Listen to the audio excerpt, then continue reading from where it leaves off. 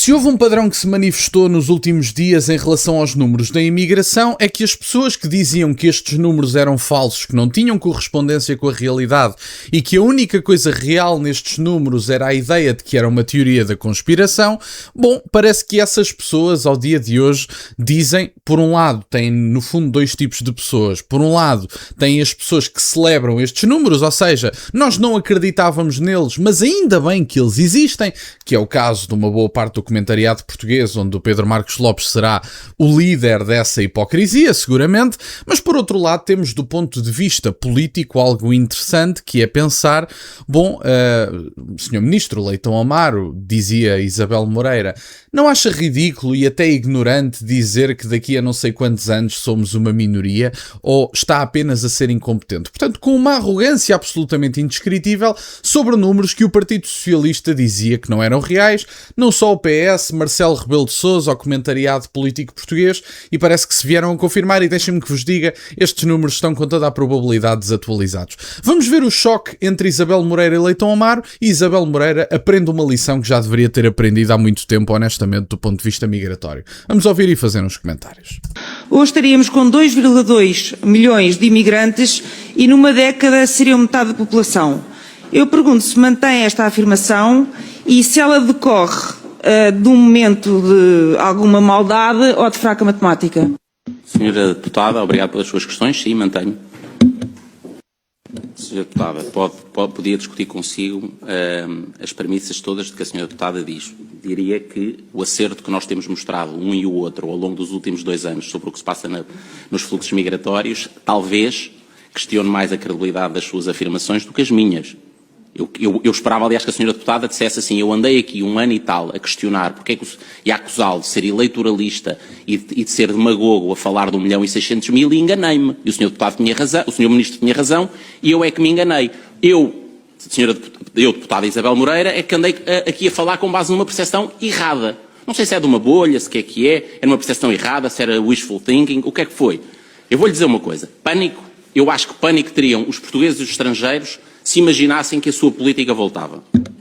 Bom, meus caros, e foi esta a interação. Era apenas 1 minuto e eu decidi mostrar porque achei até interessante. Este vídeo está a correr as redes sociais e com razão, mas é interessante que agora o Partido Socialista, que antes negava os números e que passou uma boa parte, não só o Partido Socialista formalmente, como os seus representantes nas televisões portuguesas, e como nós sabemos são mais do que muitos, mas o Partido Socialista, que andou durante muito, mas mesmo muito tempo a dizer esses números não são reais, mas a questão é que nós não estamos a olhar para um normal movimento de imigração e nós estamos a olhar para um país com regras de imigração. Agora, apesar de tudo, temos um bocadinho mais. Mas Isabel Moreira, ter a lata de dizer, como aliás têm outros comentadores, eu já tive a oportunidade de mostrar aqui no canal, Pedro Marcos Lopes, que há 1 ano, literalmente, em setembro faz 1 ano, portanto nem sequer passou 1 ano, estamos agora no 2º dia de julho, mas Pedro Marcos Lopes dizia, nem há 1 ano, que é um disparate, que não há qualquer crise migratória e que a imigração estava igual nos últimos 50 anos.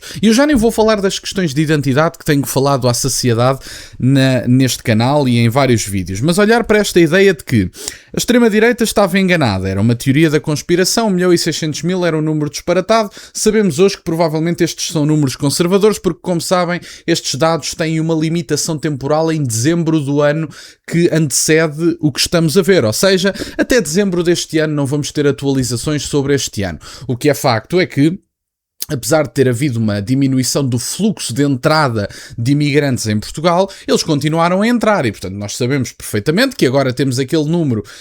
mais arredondado, mas sabemos que ele provavelmente, com toda a probabilidade, sem qualquer tipo de dúvida, estará desatualizado. Resta saber quão desatualizado estará e qual a magnitude dessa desatualização, se é que se pode dizer desta forma. E, por outro lado, o Partido Socialista, que agora vem a público e diz, não, ainda bem que os temos, aliás, estas pessoas agora até celebram a ideia de que não, as nossas políticas migratórias não foram más, porque esta taxa de desemprego também ela desatualizada, que precisará de revisão e que eu próprio vou falar sobre um apagão de dados no site do INE, salvo erro, que não deixa de ser curioso, portanto ainda estão a rever dados, vamos ver quão alta é a taxa do desemprego e etc. Mas o Partido Socialista, que antes dizia que os números eram falsos, agora diz que são verdadeiros e graças a Deus que o são. Não deixa de ter a sua graça. E portanto, Esta esquerda, e é algo bastante habitual na arena política, e eu acho que é importante que nos habituemos a esta forma de estar, a esquerda portuguesa e a esquerda genericamente nunca vão pedir desculpa por nada. O José Luís Carneiro, há coisa de um ano atrás, e eu inclusive ainda vou falar dessas declarações, andava a dizer que devíamos no fundo agradecer ao Partido Socialista porque o CEF tinha sido desmantelado pela direita e agora o Partido Socialista na altura tinha feito uma reforma do CEF que faria com que o CEF estivesse mais funcional, o que não deixa de ser interessante, sendo que José Luís Carneiro foi Ministro da Administração Interna, salvo erro, de António Costa, e a administração interna é uma das piores problemáticas deste país, o que também tem a sua graça olhando para as atuais declarações do secretário-geral do Partido Socialista. E, portanto, sendo que estas pessoas nunca vão pedir desculpa, eu acho que é importante falarmos deste tema, não só publicamente entre nós, cada um de vocês falar com os vossos vizinhos, com os vossos amigos, etc. Mas também falarmos publicamente para oferecer um pouco de contraditório a isto, porque a sensação que dá para uma pessoa que não esteja na internet ou que não ouça nenhum tipo de contraditório, mesmo que ele seja fora do meu canal ou fora da internet genericamente, a sensação que dá, segundo os comentadores, e eu ouço os comentadores, enfim, quase todos os comentadores principais das televisões portuguesas ouço com alguma regularidade, a sensação que dá não é que estas pessoas há um ano atrás estavam a dizer curadas de tal maneira graves que nada têm a ver com a realidade agora confirmada pelos números e desatualizada, como eu já referi. A sensação que dá por parte dos comentadores é quem só os ouvir a eles e não tiver uma memória um bocadinho melhor do que a de peixe, vai perceber que estas pessoas hoje apresentam-se como